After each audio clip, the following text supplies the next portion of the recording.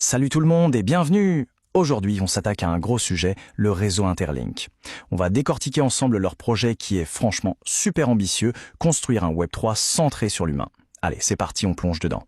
Mais juste avant de commencer, je tenais à souhaiter à toutes et à tous une excellente année 2026, plein de belles choses et j'espère plein de découvertes passionnantes comme celles qu'on va faire aujourd'hui. Justement, en parlant d'avenir, ça nous amène à une question super intéressante. Quand on pense au futur d'Internet, on pense souvent vitesse, décentralisation.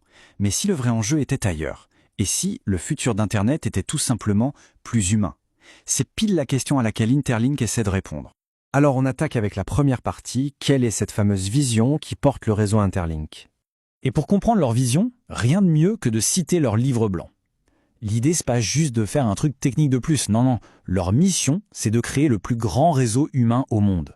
Ils visent 1 milliard de personnes. 1 milliard! C'est juste énorme. Ça change complètement la perspective. On met l'humain au centre, et pas le wallet anonyme. Ok, alors ce tableau, il est super parlant parce qu'il montre bien le pourquoi du projet. Le Web3, on l'aime bien, mais faut être honnête, il a ses problèmes. Les portefeuilles anonymes, super, mais ça ouvre la porte aux bots. Les attaques civiles, vous savez, quand une personne crée des milliers de faux comptes pour tout fausser, c'est un vrai fléau. Et puis c'est souvent hyper complexe pour les débutants. Interlink, eux, ils arrivent et ils proposent une solution pour chaque problème. L'identité, liée à une vraie personne. Les attaques civiles, le système est conçu pour y résister. Et la complexité, eh bien, un simple scan du visage suffit pour démarrer. Simple non. Bon, la question qu'on se pose tous, c'est comment ils font pour être sûrs qu'on est bien un humain unique, et pas un bot sophistiqué. C'est là qu'on entre dans le vif du sujet technique. Deuxième partie, la preuve de personnalité. En anglais, on dit « proof of personhood ». Alors, la preuve de personnalité, c'est vraiment le cœur du réacteur. Et attention, l'idée, c'est pas du tout de mettre sa photo d'identité sur la blockchain, hein, surtout pas.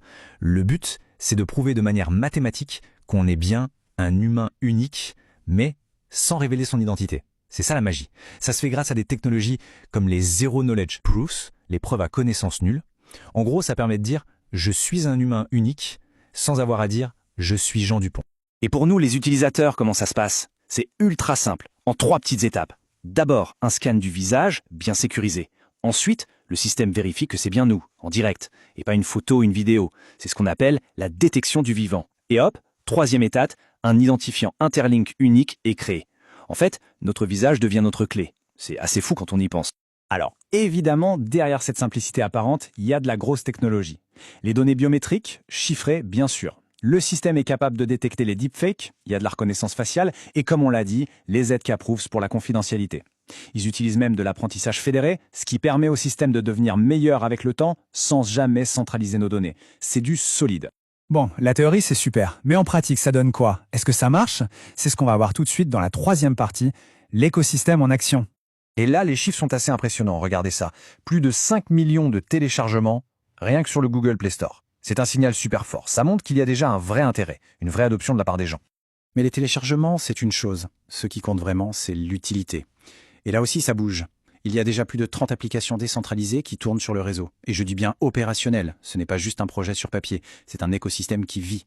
Ce qui est cool, c'est que c'est très varié. On voit ici que le social web 3 domine, logique pour un réseau qui se veut humain. Mais on a aussi pas mal de GameFi, de la DeFi, des plateformes NFT. Bref, ça montre que l'infrastructure est vraiment polyvalente, on peut construire plein de choses différentes dessus. Forcément, un projet aussi ambitieux ne peut pas avancer tout seul. Il faut des soutiens solides. Et de ce côté-là, ils sont bien entourés.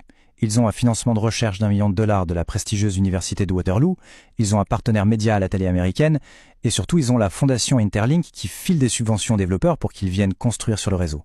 Tout ça, ça respire la crédibilité. Ok, donc on a vu la vision, la technologie et ce qui existe déjà. Maintenant, la grande question est après. Qu'est-ce qui nous attend? On passe à la dernière partie, la feuille de route pour les années à venir jusqu'en 2026.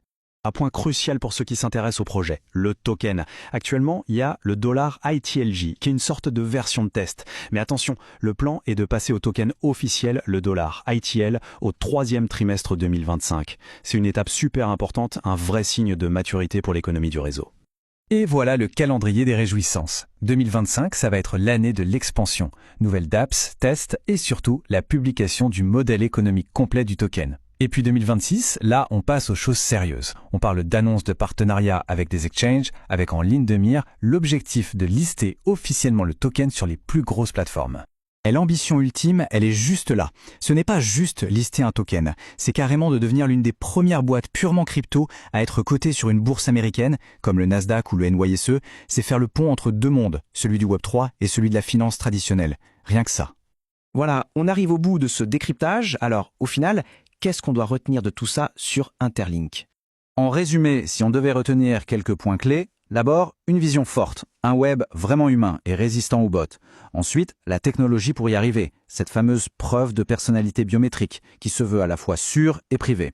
Troisième point, ce n'est pas de la science-fiction. L'écosystème est déjà là, avec plus de 30 applications qui tournent.